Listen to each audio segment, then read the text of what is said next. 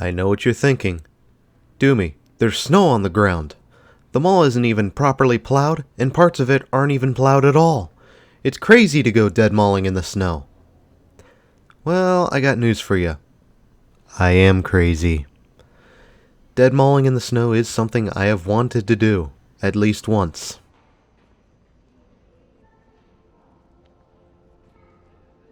Eastland Mall in Columbus, Ohio has seen many problems sink it to its knees.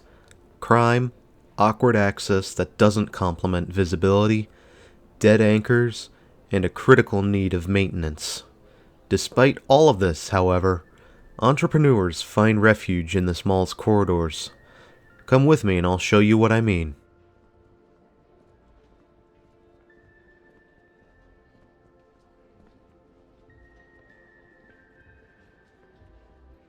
As an early project by the Richard E. Jacobs Group, Eastland Mall would open up in 1968 as the first enclosed mall in the city.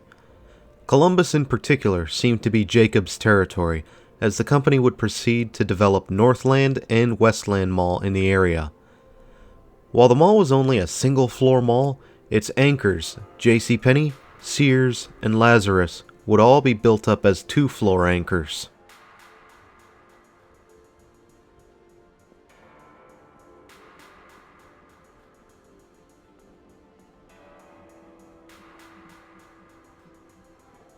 Eastland Mall was met with good success over the years, with only Sears downgrading its store by closing off their upper level sometime in the 80s. Over the years, history would be relatively quiet, until 2003 when Glimcher Realty Trust bought the mall from Jacobs. Glimcher at the time also owned the Polaris Fashion Place, which was a competitor mall opened up in 2001.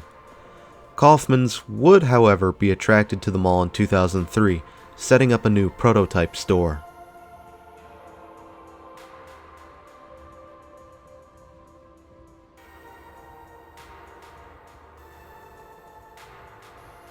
Within a year, Lazarus would rebrand to Lazarus Macy's, and over time would close as Macy's acquired and rebranded multiple nameplates, including Kaufmann's, which they would proceed to operate at.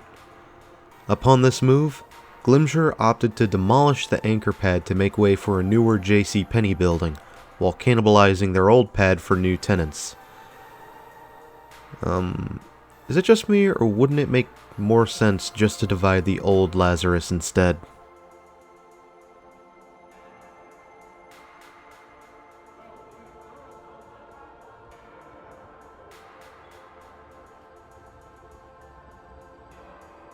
Regardless, something happened to stall these plans and led them to get shelved permanently, as the Lazarus building still stands, and over time, JCPenney would announce plans to close its doors in 2015. Meanwhile, Glimcher Realty was falling on financial troubles and would default on their loan in 2012, leading the mall to be turned over to CMBS Trust, the lender for the mall.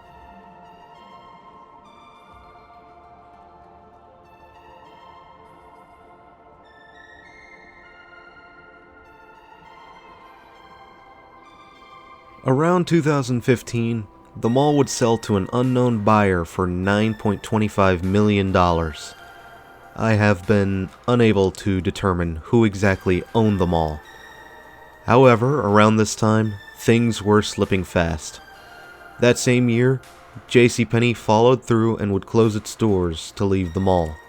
In 2017, Macy's and Sears would flee the mall, leaving the mall basically anchorless.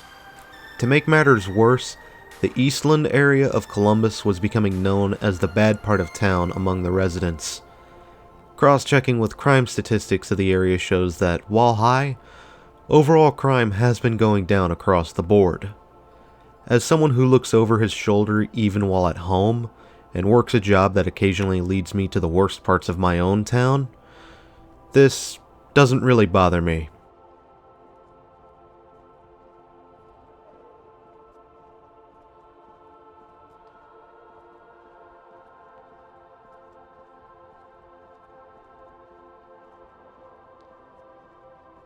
So, No anchors, dwindling presence of national chains, and a lack of maintenance.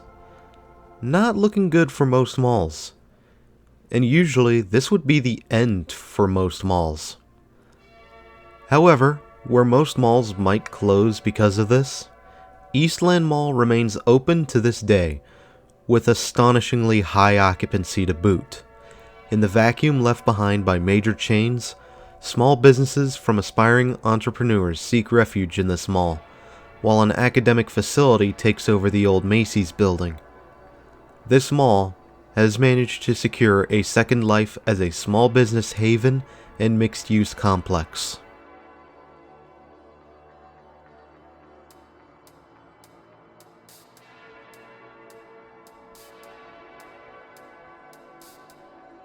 Now, while it is great to see smaller businesses getting off the ground, there are still some flaws to address with this mall, especially on a cold winter's day. Hot water seemed to be non-functional, my hands left frozen when I tried to wash them.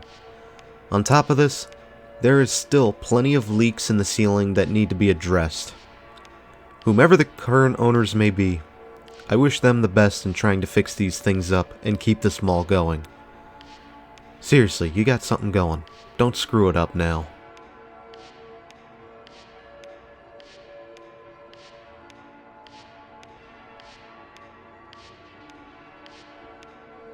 While the mall has been bastardized over the years, there's still a neat old world charm about the mall, especially with those bright, airy spaces before each of the anchor pads, with the exception of the old Macy's, which instead hosts a food court by its entrance. And speaking of, did you notice at the beginning of the video how occupied it was? While it's mostly small businesses, a little over half of the food court is occupied. Something you usually don't see at struggling malls like these. Now, I was a simple guy and I only went in for chicken and fries at one of the shops. But still, it was some good eating. Kept me going for a few hours more. Even if you don't try any of the other shops at this mall, at least get something in the food court. We all need to eat.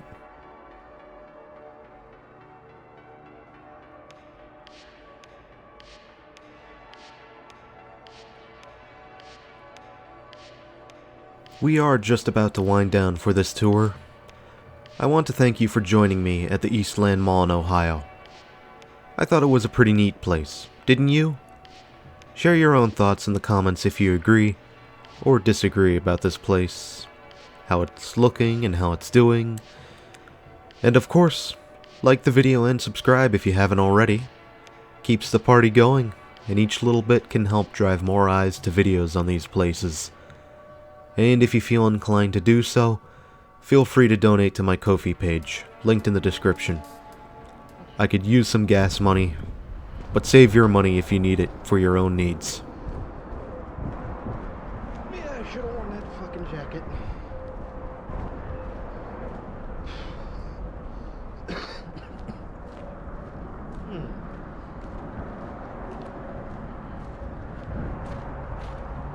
Thanks for having me, Columbus.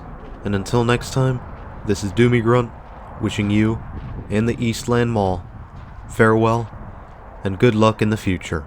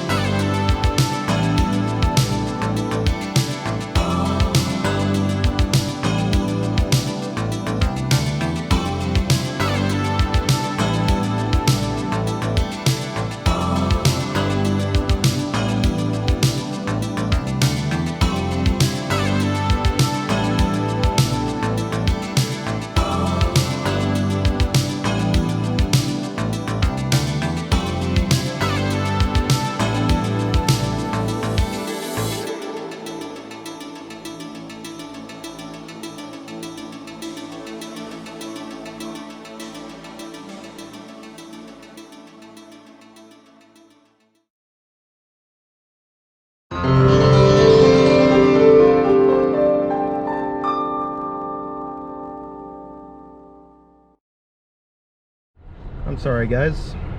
I thought we were going to Eastland Mall. It turns out we're going to Eatland, Flavortown's neighbor.